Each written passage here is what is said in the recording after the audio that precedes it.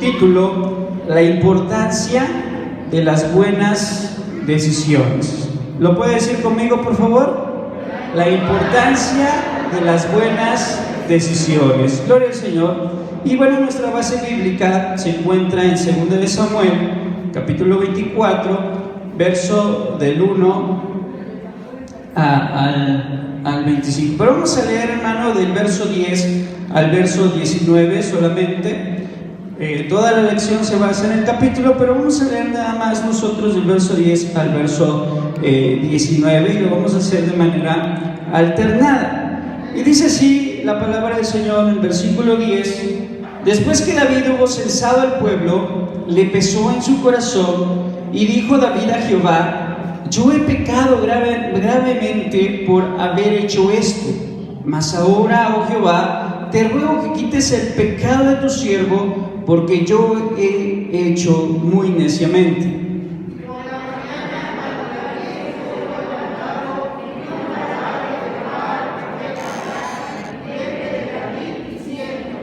Ve y di a David: así ha dicho Jehová, 3 cosas te ofrezco, tú escogerás una de ellas para que yo la haga.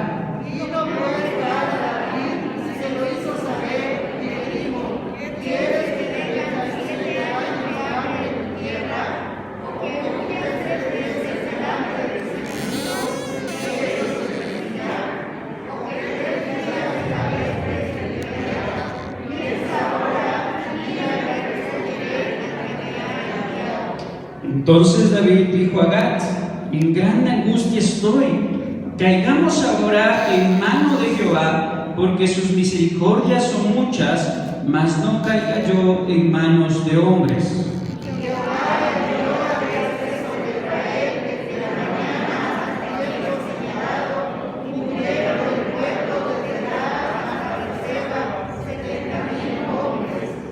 Cuando el ángel extendió su mano sobre Jerusalén para destruirla, Jehová se arrepintió de aquel mal y dijo al ángel que destruía el pueblo: basta ahora, detén tu mano. Y el ángel de Jehová estaba junto a la era de Arauna Jebuseo.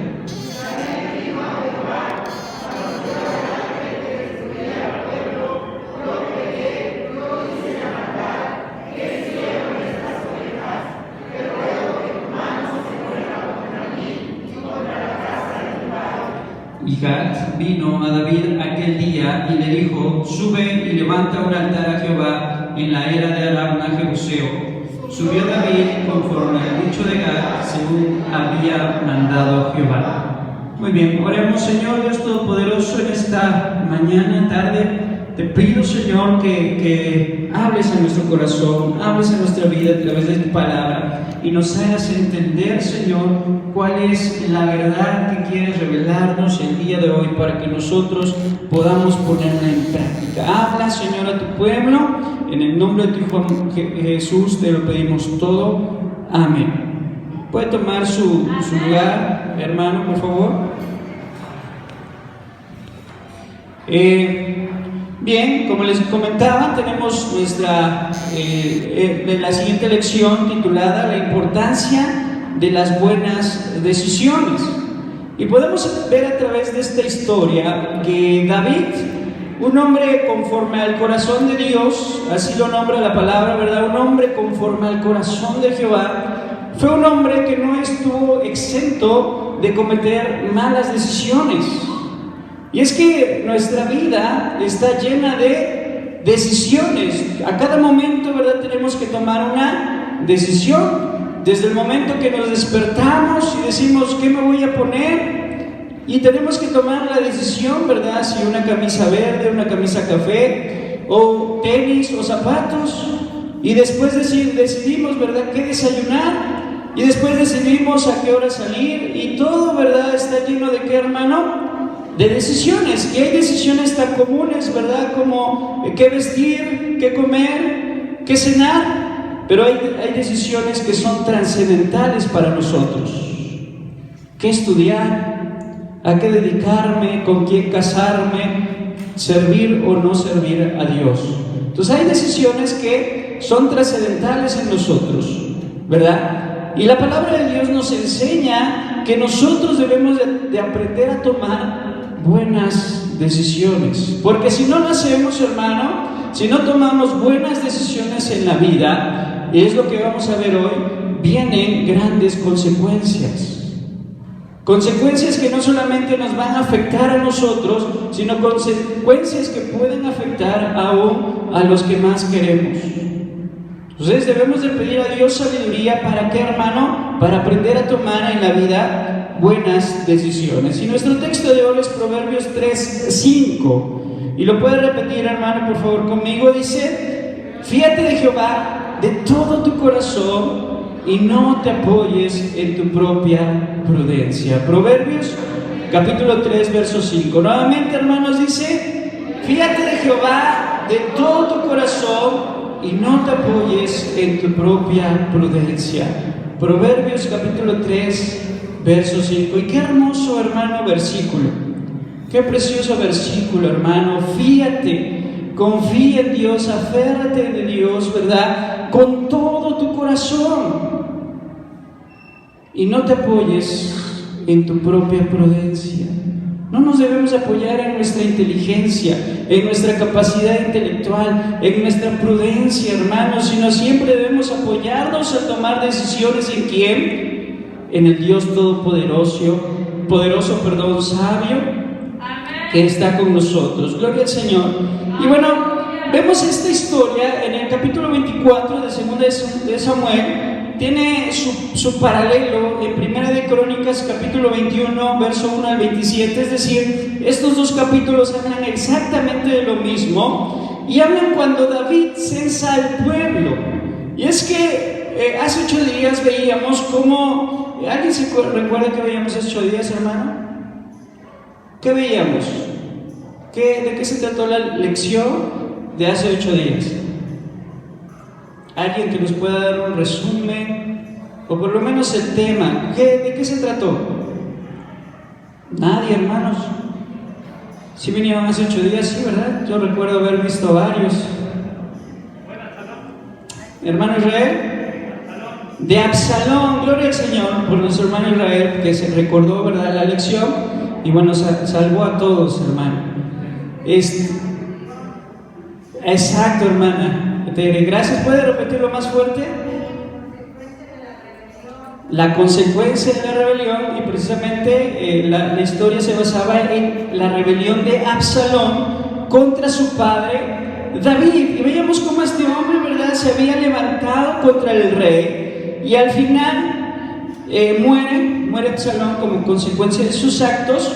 Y después de ello hay una aparente paz, es decir, no hay una guerra como tal en Israel. Más sin en cambio, si leemos los capítulos, ¿verdad?, que están entre la muerte de Absalón y el capítulo 24 de Segunda de Samuel, notaremos que había indiferencia espiritual y apatía en Israel. El pueblo, ¿verdad?, en los últimos años de gobierno de David, ya estaba en su época para morir David, ¿sí? Recuerden que reinó aproximadamente 40 años. Ya cerca de los últimos años vemos que Israel experimenta una indiferencia y una apatía espiritual. Y el Señor manda castigos, el Señor los corrige y manda por 3 años, en el reinado de David, por 3 años manda un hambre, un castigo con hambruna a este pueblo. Y pareciera que se quería levantar por ahí Israel, ¿verdad? Pero vemos que ya casi al final de su vida, de hecho, de Segunda de Samuel es el último relato que nos habla este libro acerca de David, ¿verdad? Si usted ve, es el último capítulo de Segunda de Samuel y no vuelve a hablar más acerca de David. ¿Por qué? Porque fue prácticamente ya acabando sus días, es decir, ya era un rey anciano, ya era un rey entrado en edad. Mas sin en cambio vemos que pese a su madurez, pese a su experiencia, pese a sus años que tenía, este hombre comete un grave error. No es que anteriormente no haya cometido errores, la palabra de Dios nos enseña que a lo largo de su vida comete errores, pero este en particular lo comete ya en sus años avanzados, cuando podríamos decir, bueno, ya era un hombre maduro, ya era un rey con experiencia, ya era un rey, ¿verdad?, curtido, mas sin en cambio comete errores. Esto nos enseña que en la vida podemos cometer, no importa la edad, muchos errores y tomar decisiones equivocadas, hermano. Entonces debemos de tener cuidado. Las malas decisiones, vamos a aprender el día de hoy que las malas decisiones tienen terribles consecuencias. Tienen terribles consecuencias, hermano. Y vamos a ver en primer lugar que David tomó una decisión insensata. Una decisión, hermano, en la cual no meditó. Una decisión en la cual, hermano, no analizó la situación. Una decisión que lo hizo sin pensar. ¿Y cuántas veces nosotros actuamos así, verdad? Actuamos por nuestros impulsos. Actuamos por nuestros sentimientos. Actuamos porque es lo que en ese momento estamos sintiendo y nos lleva a cometer ciertas acciones o a tomar ciertas decisiones por el enojo, por la envidia, por el coraje, por la amargura, por muchas situaciones, ¿verdad? Y a veces no pensamos nuestras acciones, no pensamos nuestras decisiones, no pensamos nuestras palabras. Y en ese momento dice la palabra de Dios, vea, capítulo 24, verso 1, volvió a encenderse la ira de Jehová contra Israel. Dios volvió a, ¿qué, hermano?, a enojarse contra este pueblo, porque este pueblo estaba en apatía espiritual. Dice, e incitó a David contra ellos a que dijese, ve, haz un censo de Israel y de Judá. Dice la palabra del Señor, los planes del censo, en primer lugar, estaban en apatía este pueblo, estaba en esa parte espiritual de flaqueza. Entonces el estado general, por lo que nos deja ver estos versículos, era de apostasía, porque la apatía trae apostasía. Y Dios ya los había castigado. Dios ya había castigado a este pueblo en 2 Samuel 21, del 1 al 9, con 3 años de hambre. Sin embargo, pese a esta situación, el pueblo no había aprendido. Y entonces dice que vuelve a encenderse la ira de Dios e incitó a David contra ellos. Y tal pareciera, ¿verdad?, que lo que nace en el corazón de David proviene de Dios. Porque dice la palabra del Señor, incitó a David contra ellos. ¿Quién? Jehová. Pero vamos a ver lo que nos dice 1 de Crónicas, capítulo 21, verso 1, por favor. Si alguien lo encuentra y le puede leer, le agradeceré. Pero Satanás se levantó contra Israel e incitó a David a que hiciese el censo de Israel. Gracias. Entonces, ¿quién fue, hermano? ¿Satanás o Dios, verdad? Porque vea, Samuel 24, la ira de Jehová, se encendió la ira de Jehová contra Israel e incitó a David. Ahí entendemos que fue Jehová. Y en 1 de Crónicas, capítulo 21, dice, pero Satanás se levantó contra Israel e incitó a David a que hiciese un censo. Entonces, ¿quién fue? ¿Dios o Satanás?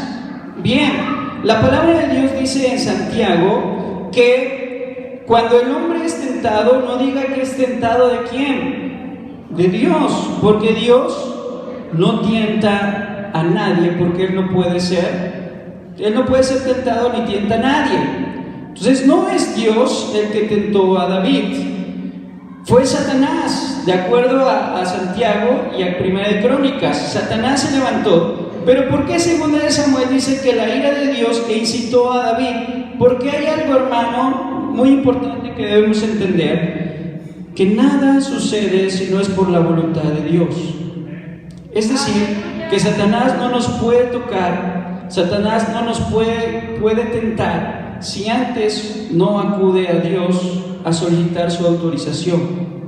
¿Dónde lo vemos eso? En Job. La palabra de Dios dice que Job, ¿verdad?, fue tocado solamente ¿por qué? Porque Dios se lo permitió a Satanás, pero no fue Dios el que trajo las calamidades a Job, ¿verdad? No fue Dios. ¿Quién fue el que trajo esas calamidades? Satanás, por el permiso de Dios, bajo la autoridad de Dios. Y entonces en esta historia no es Dios el que incita a David, sino es Satanás. ¿Bajo la qué, hermano? Bajo la autorización de Dios. Porque todas las cosas se someten a Dios, aun nuestros enemigos. ¿Cuántos dan gloria al Señor? Porque Dios, hermano, está sobre todas las cosas, y para que Satanás pueda actuar, también se tiene que someter a Dios. Y eso nos debe de dar garantía de que, hermano, de que Dios está por nosotros. Cuando Pedro falla, ¿verdad?, Jesús en una ocasión le dice, o cuando Pedro iba a fallar, Jesús le dice en una ocasión: Satanás os ha pedido para zarandearte como a trigo. ¿Sí? Y Jesús no le dice: ¿y sabes qué? Se lo negué, le dije que no te tocara, que no te hiciera nada, que tranquilo, que no se metiera con mis ovejas. ¿Eso le contestó? Dice: Satanás os ha pedido para darte una golpiza, Pedro. Te va a dar una golpiza. Porque así se zarandea el trigo, ¿verdad? Con un palo y se le pega al trigo. Eso es zarandear. Te ha pedido para darte una paliza. Pero no temas, yo he rogado para que tu fe no falte. ¿Cuántos dan gloria al Señor? Porque Dios está con nosotros. Y sí, en muchas ocasiones va a permitir que la prueba venga a nuestra vida, que Satanás, ¿verdad?, nos dé una zarandiza, nos dé una golpiza. Pero abogado tenemos para con el Padre, a Jesucristo, que intercede por nosotros y ora, ¿verdad?, para que nuestra fe no falte, porque nuestra fe tiene que ser probada. ¿Qué tiene que ser nuestra fe, hermano? Probada como se prueba el oro, que aunque perecedero, se prueba con fuego. ¿Bien? Entonces, cuando uno es probado de Dios, es probado, ¿verdad?, gócese, dice el apóstol Pedro. Tenemos que alegrarnos, tenemos que gozarnos, porque Dios está con nosotros. Entonces Dios prueba a David, hermano. Dios prueba a David y usa a Satanás. Entonces este sentimiento de censar al pueblo nació, ¿verdad?, de esa tentación. Entonces la miseria del pueblo vemos que se origina por una apatía espiritual. Dios enciende contra ellos. Y debido a esto, Dios permitió que David fuera tentado a levantar un censo. Entonces, podemos decir, bueno, ¿qué tiene de malo el censo? Todos sabemos que es un censo, ¿verdad? ¿Un censo? ¿Qué es un censo, hermano? Contar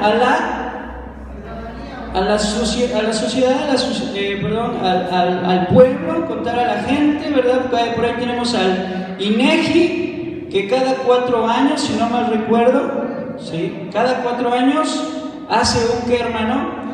Un censo. ¿Y qué hacemos cuando pasan los del INEGI? ¿A quién lo han censado? A todos, ¿no? Todos han pasado a nuestra casa, llevan su chalequito INEGI, nos hacen preguntas, ¿verdad? ¿Cuántos viven aquí? ¿Quién es el padre de familia? ¿Cuántos dependientes? ¿Cuál es el trabajo? Y ese tipo de información sirve para conocer el estado de la nación. Bueno, en aquella época era muy similar, solamente que el propósito era diferente. El censo de aquella época tenía como finalidad conocer el estado de más bien el número de los hombres que eran capaces de ir a la guerra. Es decir, era un censo que tenía la finalidad de conocer el poder militar de una nación, ya que en aquel entonces no había armas, ¿verdad?, como hoy, no había tanques, no había... Entonces, ¿cuáles eran las armas o cuál era la fortaleza de una nación? El número de hombres que podían ir a la guerra. El número de hombres capaces, ¿verdad?, con la edad suficiente de tomar una espada y de ir a la guerra. Y entre más hombres tuviera un ejército, era un ejército más poderoso. Aún hoy en nuestros días, ¿verdad? El que tenga más soldados, el que tenga más hombres es el ejército más poderoso. Entonces en esa ocasión David quería conocer el poder militar que tenía Israel. Quería saber, ¿verdad?, cuánta capacidad militar tenía para convocar una guerra, o si era necesario ir a una guerra, podría decir: tengo 1.000.000 de soldados. Que el número fue más de 1.000.000, fueron 1.400.000 aproximadamente. Entonces tenía Israel 1.400.000 soldados para poder ir a la guerra. Entonces eran demasiados, hermano, era un número considerable, era un número suficiente. Si usted recuerda por ahí las historias de los jueces, Gedeón en una ocasión peleó con 300 hombres. 300 hombres. Y ahora David tenía ¿cuántos, hermano? 1.400.000 hombres para ir a la guerra. ¿Y por qué quería saber eso? Quería saber el poder militar, los recursos humanos que tenía, los recursos humanos con los que contaba. ¿Y en dónde estaba el pecado? El pecado estaba en que se olvidaba de Dios. Se olvidaba que Dios lo había salvado, hermano, con 20 hombres. Se olvidaba que Dios lo había salvado cuando él estaba solo. Se olvidaba cuando decía: aunque contra mí se levante guerra, yo estaré confiado. Aunque contra mí se levante un ejército, o miles caerán a mi lado, 1.000 y 10.000 a mi diestra, mas a mí no llegarán. Se olvidaba de que quien era más grande era Dios. Y entonces, ¿verdad?, quería conocer el poder militar que tenía su ejército para sentirse orgulloso. Porque ¿qué rey no se sentiría orgulloso con un ejército de 1.400.000 hombres? Entonces Satanás es quien tentó a David y Dios lo permitió. Y la acción del censo en sí no tenía nada de malo. Contar a la gente no tenía nada de malo. Sin embargo, las razones por las que la hacía sí. ¿Y cómo sabemos que era algo malo? Vea el capítulo 2, el capítulo 24, versículo 2. Y dijo el rey a Joab, general de su ejército que estaba con él: recorre ahora todas las tribus de Israel, desde Dan hasta Beerseba, y haz un censo del pueblo para que yo sepa el número de la gente. Joab respondió al rey: añada Jehová tu Dios al pueblo 100 veces tanto como son, y que lo vea mi señor el rey. Mas, ¿por qué se complace en esto mi señor el rey? Y en Primera de Crónicas dice que a Joab le aborrecía esta acción de David. Es decir, su general no estaba de acuerdo porque las intenciones y los motivos no eran el adecuado. David, en su orgullo como rey, ¿verdad?, ese orgullo que es tan perjudicial. ¿Por qué es perjudicial el orgullo? Porque es un deseo insensato. David tenía ese deseo insensato de una guerra, tal vez. También la confianza en el número de sus soldados y en los recursos materiales y humanos. David estaba dejando la confianza en Dios, movido por el orgullo y tal vez por un deseo insensato de una guerra. Confiaba o quería confiar, ¿verdad?, en el número de soldados, en los recursos materiales y humanos con los que contaba en ese momento. Y ahí estaba, ¿qué, hermano?, el pecado. Porque es un pecado, ¿verdad? Dice la palabra de Dios: maldito el hombre que confía en el hombre.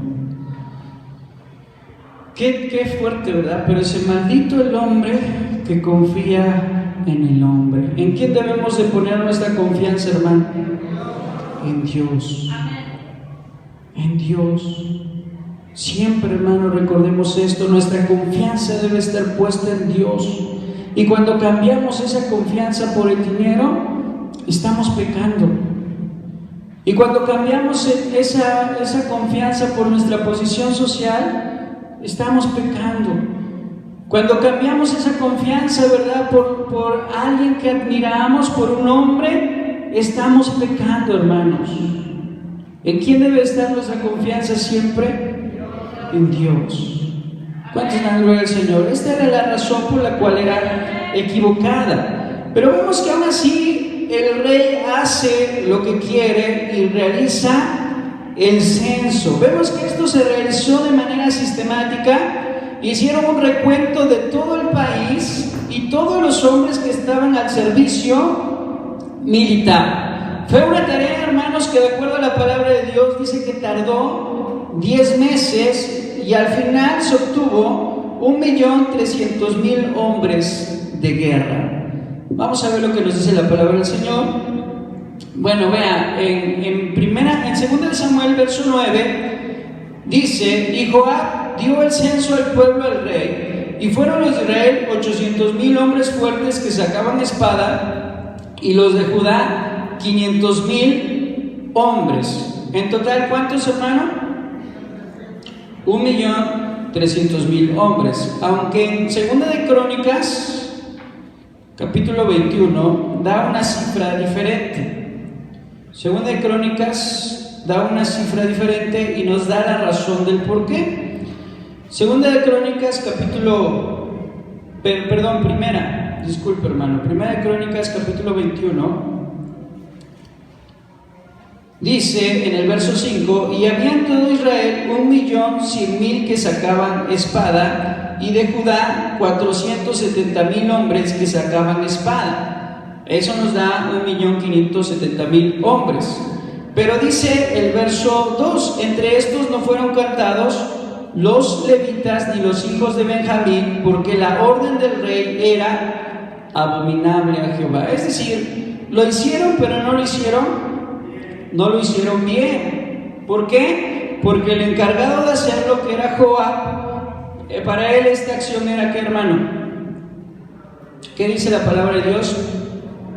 La orden del rey era abominable a Jehová, es decir, las intenciones no eran correctas. Por eso los números reportados, tanto en Samuel como en Crónicas, tienen un error, ¿verdad? Entonces vemos que Joab no censó ni a los levitas ni a la tribu de Benjamín. Entonces ahí vemos los versículos 24:9 y 1 de Crónicas 21:5. Si los comparamos, no coinciden. Bien, número 2, vemos que este acto tuvo consecuencias negativas. Hubo una consecuencia negativa. Vean lo que dice el verso 10 de 2 de Samuel. Después que David hubo censado al pueblo, ¿qué pasó, hermano? Le pesó, ¿en dónde? En su corazón. ¿Por qué le había pesado en su corazón? Porque sabía que lo que había hecho, hermano, no estaba bien.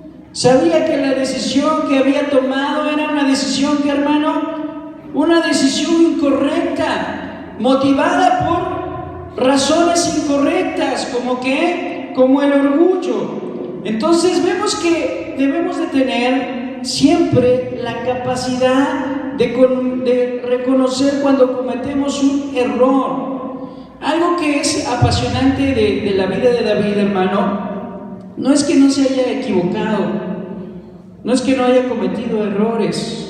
Si la palabra de Dios dice que este hombre era un hombre conforme al corazón de Dios, es porque él tenía esa capacidad, hermano, de decir: me equivoqué, fallé, y de doblar sus rodillas y de pedir con todo su corazón perdón a Dios, porque David conocía a un Dios misericordioso.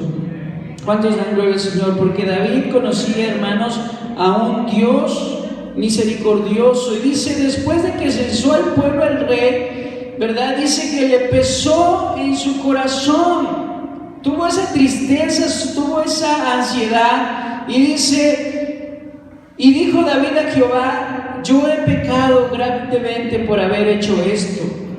¿Qué dijo, hermanos? Yo he pecado grandemente por haber hecho esto. Mas ahora, Jehová, te ruego que quites el pecado de tu siervo. Reconoció que había pecado. En primer lugar, sintió ese pesar en su corazón, y después reconoció que era un hombre pecador, y después acudió a Dios en búsqueda del perdón. Porque cuando venimos delante de Dios, hermano, debemos reconocer que Dios está en el cielo y nosotros somos simples mortales. ¿Y recuerda usted la historia del publicano y el fariseo? Dos hombres que subieron ¿a dónde, hermano? Al templo. ¿Y aquí iban al templo?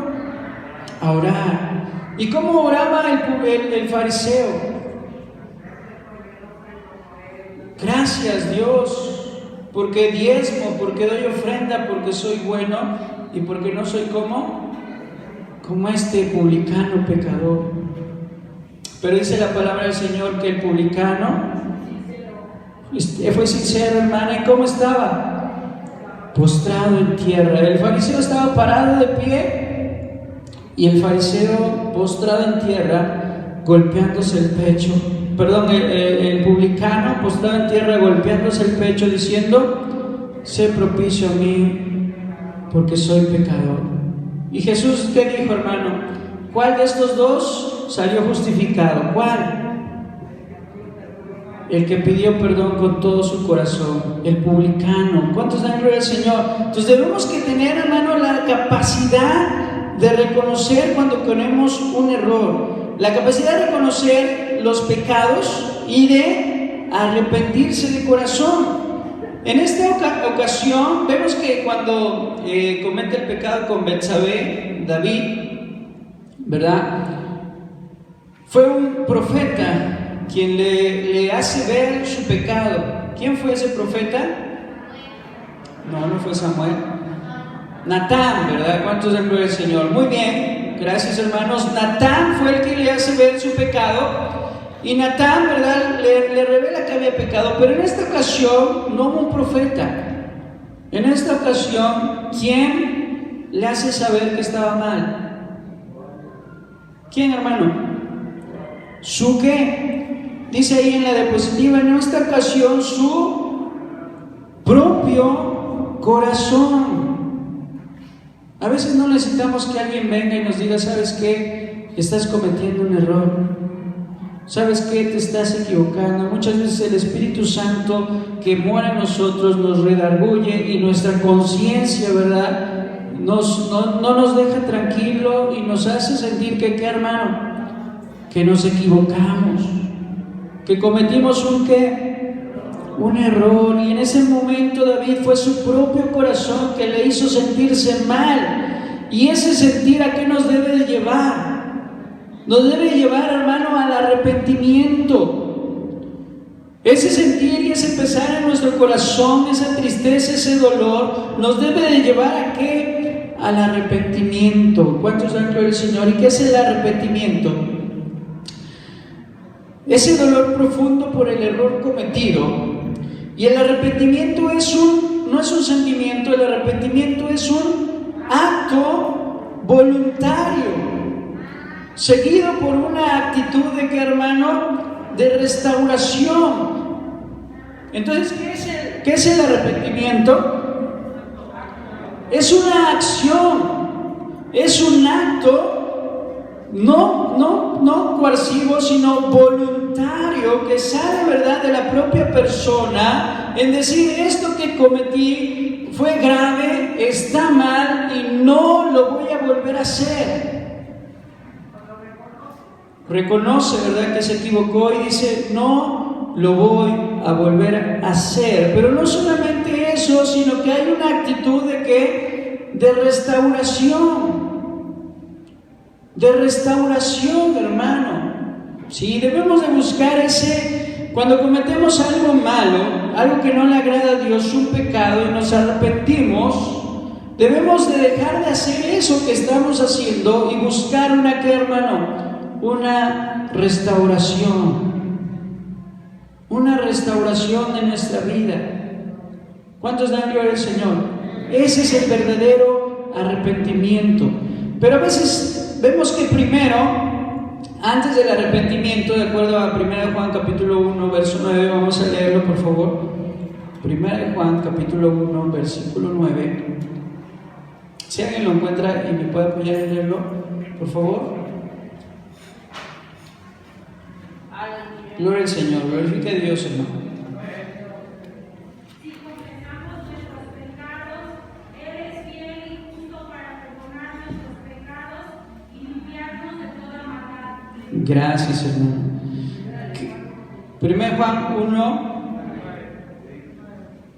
1:9, ¿sí? ¿Sí es correcto? ¿Sí? Perdón, aquí estoy en Apocalipsis. 1 Juan 1:9 dice que debemos, ¿qué, hermano? Confesar nuestros pecados. ¿Y Él es qué? Fiel y justo. Entonces David siente ese pesar en su corazón, inmediatamente se postra delante de Dios y le dice: Dios, he pecado y lo que he cometido fue un error gravísimo, fue un error grave, Señor. Y entonces le dice: perdóname por lo que hice. Y la palabra de Dios dice: si confesamos nuestros pecados, ¿Dios qué es, hermano? Es fiel y justo para perdonar nuestros pecados, y librarnos de toda maldad. ¿Cuántos dan gloria al Señor? ¿Sí? Pero si confiesa el pecado, y segundo, Dios da la fuerza para abandonar el pecado. ¿Cuántos dan gloria a Dios? Porque Dios provee también la fuerza para abandonar el pecado. Porque la palabra de Dios dice: y recibiréis poder cuando haya venido sobre vosotros el Espíritu.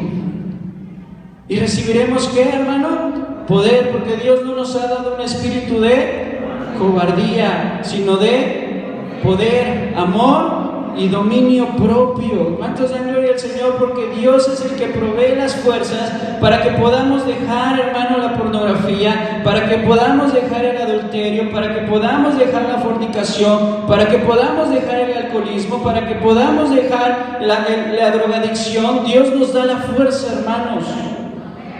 Dios nos da el poder. ¿Cuántos dan gloria al Señor? Y Él nos da la fuerza para dejar el chisme, Él nos da la fuerza para dejar la mentira, Él nos da la fuerza para dejar la difamación, porque son pecados graves delante de Dios. Pero Dios nos ha dado poder, amor y dominio propio, hermano, para someter nuestra lengua, para someter nuestra carnalidad, para someter nuestra voluntad. ¿A quién, hermano? A Dios. Llevando todo pensamiento cautivo, hermano, ¿a qué? A la voluntad de Dios. ¿Cuántos dan gloria al Señor? Porque sí podemos, hermano, sí puedes dejar aquello que te está atormentando y aquello que te está haciendo sentir mal, lo puedes dejar en el nombre de Dios. Porque Dios trae libertad a nuestra vida, hermano. Pero debemos de confesar. ¿Qué debemos hacer, hermano? Confesar y decirle al Señor: te confieso que soy un hombre pecador. Confieso que soy un hombre pecador, pero en esta hora te pido perdón. Y Dios es fiel y justo para perdonarnos de toda maldad. ¿Cuántos dan gloria al Señor? ¿Por qué, hermano? Porque los pecados, las malas decisiones que cometemos en la vida traen terribles consecuencias. Vemos que el perdón de pecado no es una garantía de que no va a venir juicio de Dios. ¿Qué hizo David? David se equivocó. David cometió un pecado. David le falló a Dios. Se arrepintió, sí. Pidió perdón, sí. Dios le perdonó, sí. Pero hubo consecuencias de sus acciones, aunque Dios lo había perdonado. Vea lo que dice el verso 11. Y por la mañana, cuando David se hubo levantado, vea el otro día, ¿verdad? Vino palabra de Jehová al profeta Gad, vidente de David, diciendo: ve y di a David, así ha dicho Jehová. Dios lo había perdonado. Dios perdonó a David, pero le dijo: 3 cosas te ofrezco.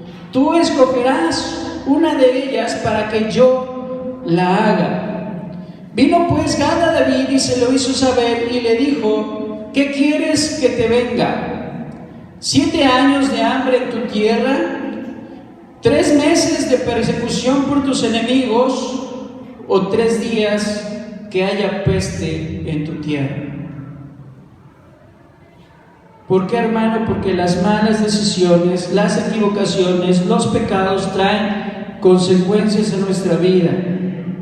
Y Dios le dijo: ok, a nosotros muchas veces no nos da a escoger como tal, pero vemos que a David todavía Dios en su misericordia le dice: mira, te voy a castigar, Te voy a castigar, porque dice la palabra de Dios que Dios al que toma por hijo lo corrige. Y Dios le dice a David: ¿sabes qué, David? Te voy a castigar por lo que has cometido, pero tú decides qué prefieres: 7 años de hambre, 3 meses de persecución por tus enemigos, o 3 días de peste en tu tierra. Piensa ahora y mira, ¿qué responderé al que me ha enviado?, dice Gad. Y vemos aquí a este hombre, ¿verdad? Estaba en esa encrucijada, 3 panoramas, 3 caminos, 3 posibles decisiones. Pero vemos cómo este hombre toma una decisión correcta y dice: en grande angustia estoy, pero caigamos ahora en mano de Jehová. ¿En qué basa, hermano, su decisión? En la misericordia de Dios. Dice: caigamos ahora en mano de Jehová. Es decir, aún en el castigo, aún en la lucha, aún en esa prueba, él se deja caer en manos de ¿quién? En manos de Dios. Ya había sufrido, ya había sido necio en su corazón, pero ahora dice: caigamos ahora en mano de Jehová. ¿Por qué, hermano? Porque sus misericordias son muchas, porque su misericordia es nueva cada mañana, porque no hemos sido consumidos, porque nunca han decaído ¿qué? Sus misericordias. Y David dice: caigamos ahora en mano de Jehová, porque sus misericordias son muchas. Leamos el paralelo rápidamente. Primera de Crónicas, capítulo 21, verso 13. Entonces David dijo a Gad: estoy en grande angustia, ruego que yo caiga en las manos de Jehová, porque sus misericordias son muchas en extremo, pero no caiga en manos de hombres. ¿Cuántos dan gloria al Señor? ¿Y qué escogió? Los 3 días de peste. Sí, porque si lo perseguían sus enemigos no iban a tener ¿qué? Misericordia. Ve cómo Dios le dice: mira, tú confiaste en tu ejército, confiaste en tus bienes materiales, pero ¿sabes qué? Te voy a dar 7 años de hambre. Van a venir 7 años de hambre, no va a haber qué comer. Le dice Dios: confiaste en tu ejército poderoso de 1.500.000 hombres aproximadamente, pero por 3 meses voy a hacer que te persigan tus enemigos hasta que acaben con tu ejército. O voy a mandar 3 días de peste. Tú escoge, David. Vean, hermano, cómo Dios, ¿verdad?, humilla a este hombre a través de estos castigos. Entonces, arrepentirse no es quedar excluido del castigo. Debemos entender, a veces pensamos que cuando nos arrepentimos vamos a quedar excluidos del castigo y Dios ya no nos va a castigar, pero eso no es cierto, hermano. Recuerde que Dios es un Dios justo.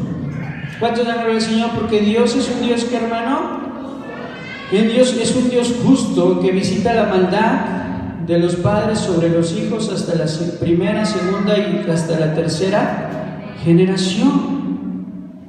Pero también es verdad que Dios es un Dios misericordioso. ¿Cuántos dan gloria al Señor?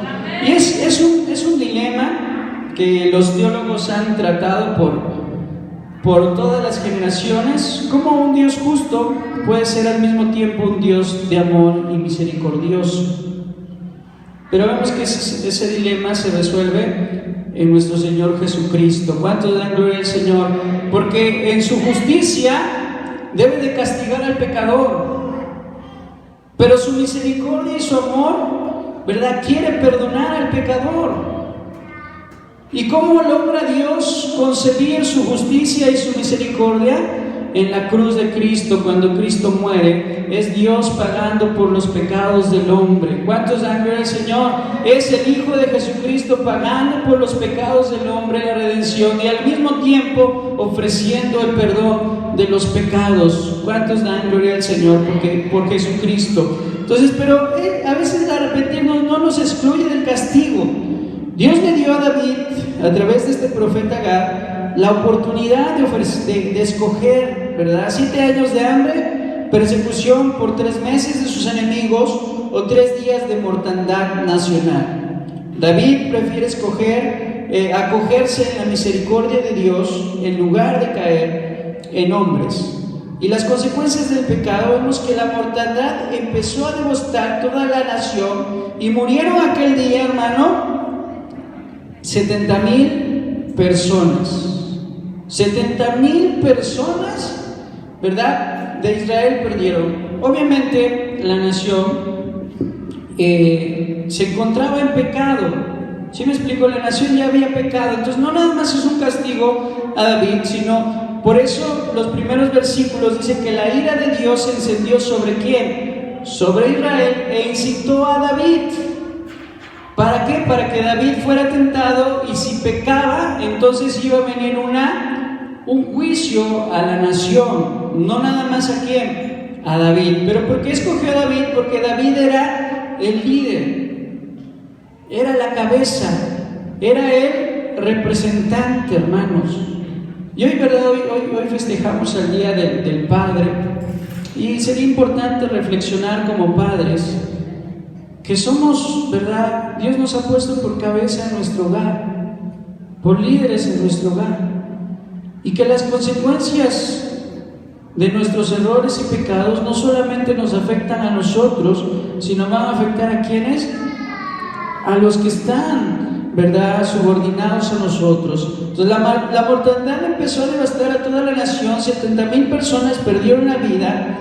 Y cuando el ángel, dice la palabra del Señor que Dios envió un ángel, ¿verdad? Y este ángel tenía una espada, que hermano, una espada desenvainada. Y cuando el ángel estaba a punto de descargar lo más terrible de la ira divina sobre la ciudad, perdón, ahí puse celestial, pero es sobre la ciudad de David, Dios lo detuvo haciendo uso de ¿qué? De su misericordia. Vea lo que dice la palabra de Dios en el verso 15. Y Jehová envió la peste sobre Israel desde la mañana hasta el tiempo señalado, y murieron del pueblo desde Dan hasta Beerseba 70,000 hombres. Cuando el ángel extendió su mano sobre Jerusalén para destruirla, ¿qué pasó, hermano? Jehová se arrepintió de aquel mal y dijo al ángel que destruía el pueblo: basta ahora, detén tu mano, porque Dios es un Dios de misericordia. ¿Cuántos dan gloria al Señor? Porque Dios es un Dios de misericordia, hermanos. Y dice que Dios no puede negarse a sí mismo. Si nosotros somos infieles, Él permanece, ¿qué, hermano? Él permanece fiel. Y si le fallamos y nos equivocamos, muchas veces vienen consecuencias, pero Dios en su misericordia a veces dice: detente a la enfermedad, detente, ¿verdad?, al problema, a la consecuencia que haya venido sobre nosotros. Dice Gálatas 6, capítulos 6 y 7, que no nos engañemos a nosotros mismos, porque Dios no puede ser, ¿qué? Dios no puede ser burlado. Lo que el hombre sembrare, eso cosechará.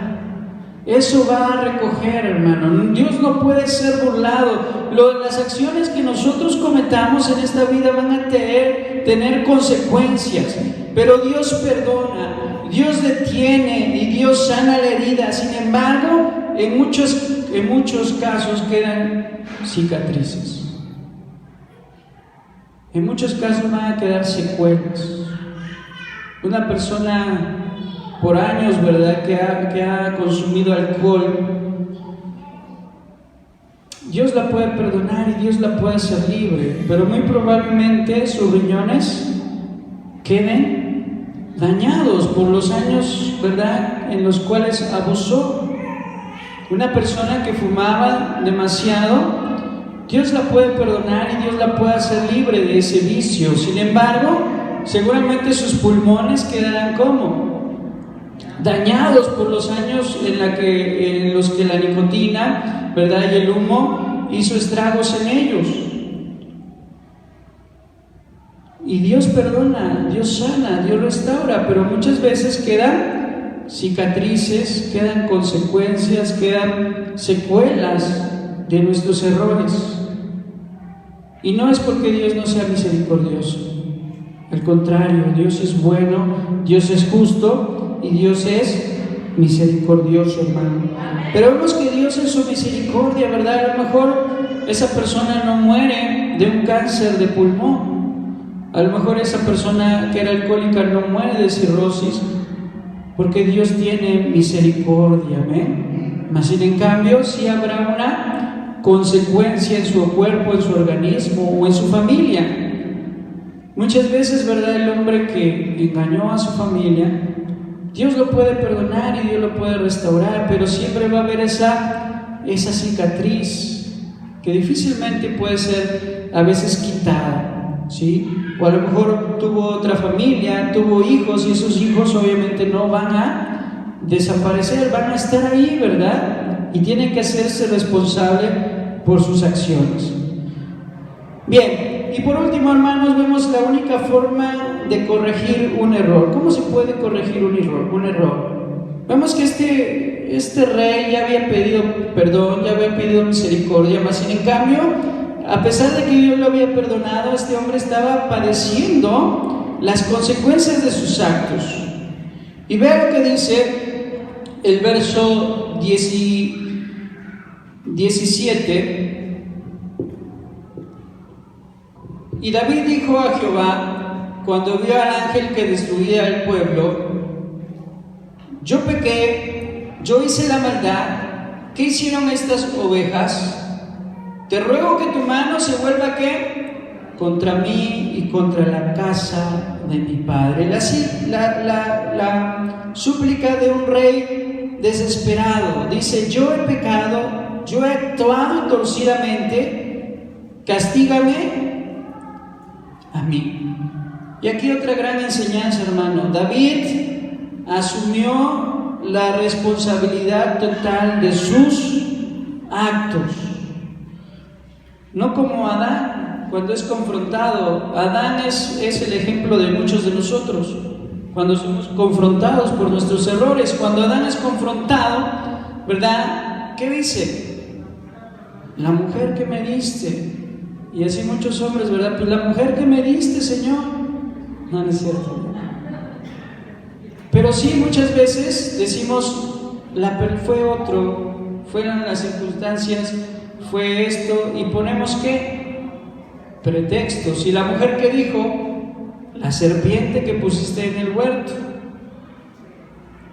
Nada más faltaba que dijera: es tu culpa, Dios, ¿para qué me das esta mujer? Y la mujer: es tu culpa, Dios, ¿para qué pones a esta serpiente? No, ¿verdad? Debemos de sernos, ¿qué, hermano? Responsables de nuestros actos.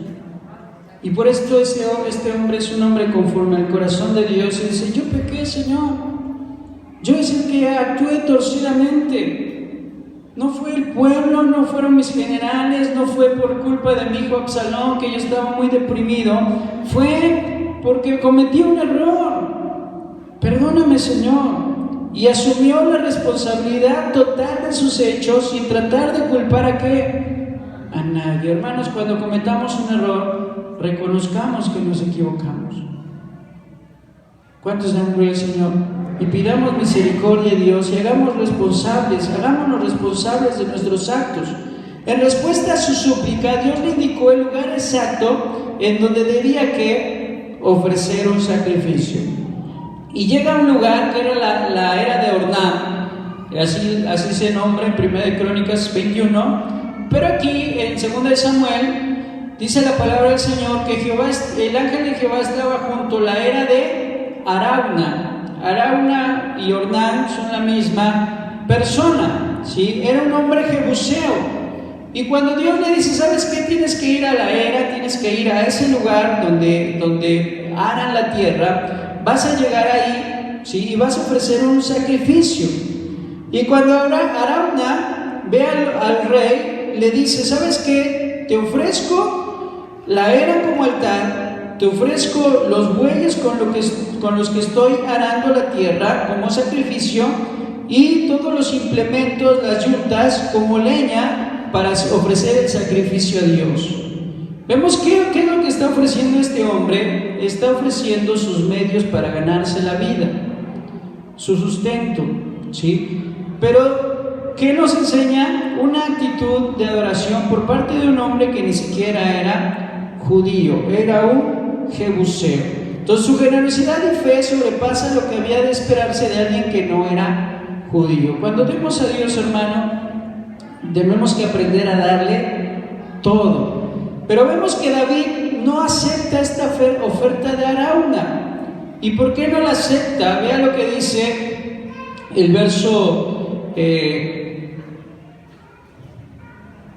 24, 2 Samuel 24, y el rey le dijo a Arauna, no, sino por precio te la compraré, porque no ofreceré a Jehová mi Dios holocaustos que no me cuesten nada. ¿Cuántos dan gloria al Señor? Porque el rey David pudo aceptar y decir, sí, está bien, voy a tomar tu oferta y ya la hice. Con esto voy a ofrecer a Dios y no voy a gastar ni un centavo, ni un peso. Pero ¿cuál fue la actitud de David? No, yo no le voy a ofrecer a Dios sacrificios que no me cueste nada. Y a veces, hermano, nos cuesta mucho ofrecerle a Dios. Nos cuesta mucho levantar las manos. Nos cuesta mucho llegar temprano. Nos cuesta mucho levantarnos temprano en las mañanas y orar a Dios y tener un devocional. Nos cuesta mucho desprendernos económicamente y a lo mejor dar un diezmo o una buena ofrenda. Pero David dijo, ¿verdad? Yo no le voy a dar a Dios un sacrificio que no me cueste nada. Y dice la palabra del Señor que en primer lugar, por la era, la yunta y los bueyes pagó 50 siclos de plata. Pero después compró toda esa colina, David la compró y pagó 600 siclos de oro. Y en ese lugar edificó el templo a Dios. Y tan solo el puro terreno le costó 600 siclos de oro. ¿Cuántos dan gloria a Dios? ¿Por qué? Porque no ofreceremos nada a Jehová que no nos cueste nada. Eso debemos aprender hoy de David. No estaba dispuesto a ofrecer a Dios un sacrificio en el que él no hubiera invertido. Paga 50 siclos, erige un altar y sacrifica lo indicado. Como consecuencia, la mortandad cesó definitivamente y David ofrece 2 holocaustos o 2 ofrendas. Una ofrenda que se llamaba holocausto, que en esa, si usted recuerda, el animal tenía que consumirse completamente. Era puesto el animal en el fuego y tenía que consumirse y no quedaba absolutamente nada del animal. Todo tenía que carbonizarse, todo tenía que volverse cenizas. Ese era el holocausto. Es decir, es una ofrenda en la que entregas todo. Y la ofrenda de paz era diferente. Una ofrenda de paz era cuando llevabas a un animal y lo mejor ofrecías parte del animal y parte del animal lo cocinabas para compartirle a los sacerdotes y a la gente que te acompañaba. Es decir, era como una carne asada, ¿verdad? Llevaban el animal, parte de eso se consumía, pero aprovechaban y hacían una carnita asada, ¿verdad? ¿Y a cuántos no nos gusta, verdad, hacer una carne asada con nuestros amigos? Pues así era, hermano, algo similar, y compartían, ¿verdad? Le daban al sacerdote, le daban al levita, le daban a sus generales y David comía, y eso se llama una ofrenda de ¿qué? Una ofrenda de paz. ¿Cuántos dan gloria al Señor? por eso, entonces David ofrece estos dos holocaustos, uno en el que entrega todo y uno en el que comparte, ¿verdad?, la bendición de lo que tiene a los demás. De acuerdo a Primera de Crónicas, David paga un total por toda la colina donde estaba la era de Ornán, 600 ciclos de oro para poder ahí construir, ¿qué, hermano? Construir el templo. Y segundo de Samuel ya nos narra más, pero si usted gusta puede seguir leyendo Primera de Crónicas del verso 21 en adelante y se va a dar cuenta cómo David invierte para la construcción del templo. Amén. Y ese lugar se convierte donde actualmente, actualmente no está el templo ahí, ¿verdad? Pero ese lugar aún existe. Y como lo vemos en los jueves, ¿verdad?, en el libro de Apocalipsis, ahí se va a volver a levantar el templo de Dios en Jerusalén. ¿Cuántos dan gloria al Señor? Pero vemos cómo este hombre, hermano, es un hombre conforme al corazón de Dios. Se equivoca, nos equivocamos, nos podemos equivocar, podemos tomar malas decisiones, pero debemos que arrepentirnos, pedir perdón, confesar nuestros pecados y venir a Dios y sacrificar nuestra vida. Sacrificar nuestra vida, hermanos, para Dios. Es lo que Él demanda para no seguir cometiendo errores. Entregar todo a Dios. Amén. Vamos a ponernos de pie. Se nos ha terminado el tiempo y la lección hemos terminado. Vamos a pedir esta misericordia, la misericordia de Dios para nuestra vida. Y si tú en esta hora sientes que has fallado, hermano, has cometido un error, has tomado una mala decisión, es momento de pedir misericordia a Dios. Señor, en esta hora, Padre, nos acercamos delante de tu divina presencia, reconociendo, Señor, que tú eres un Dios bueno y misericordioso. Y también reconociendo, Señor, que nosotros somos polvo, somos carne, somos malos por naturaleza. Y en muchas ocasiones, Señor, nos hemos equivocado, Dios. Hemos cometido errores, Señor, en la vida, en nuestra familia, en nuestro hogar, en el trabajo, en nuestra vida diaria. Nos hemos equivocado, Señor. Hemos tomado decisiones movidas por el orgullo, movidas, Señor, por la ira, por el enojo, movidos por otras circunstancias, Padre, que nos han llevado a no pensar las cosas que hacemos, Dios. Y por esas acciones, hoy como pueblo tuyo, venimos a pedirte perdón, porque tu palabra dice: si se humillare mi pueblo sobre el cual mi nombre es invocado, y orare y se humillare, Señor, yo oiré desde los cielos y perdonaré sus pecados y sanaré su tierra, Dios. Y en esta hora, Padre, venimos con un corazón arrepentido por todas esas malas decisiones que hemos tomado, por todos esos pecados que hemos cometido, por esas palabras necias que ha habido en nuestra boca, por esos pensamientos, Señor, que han ido en contra de tu voluntad, porque se han manchado nuestras manos, Señor, y hemos pecado. Perdónanos. Perdónanos si hay un vicio que no podamos dejar. Perdona, Señor, si hay pornografía, si hay alcoholismo, si hay drogadicción, Señor, si hay alguna adicción en esta hora, Señor, perdónanos. Limpia nuestros pecados, limpia nuestra boca, limpia nuestras manos, Señor, porque tu palabra dice que si confesamos nuestros pecados, tú eres fiel y justo para perdonarnos. Y hoy pedimos tu misericordia, que caigamos en tus manos, Señor, y no en la mano de los hombres. Pedimos tu misericordia, Señor, y te pedimos perdón, y que, Señor, que el castigo que ha venido en nuestra vida o que vendrá, Señor, sea de acuerdo a tu voluntad. Estamos en tus manos, Dios. Toma nuestras vidas.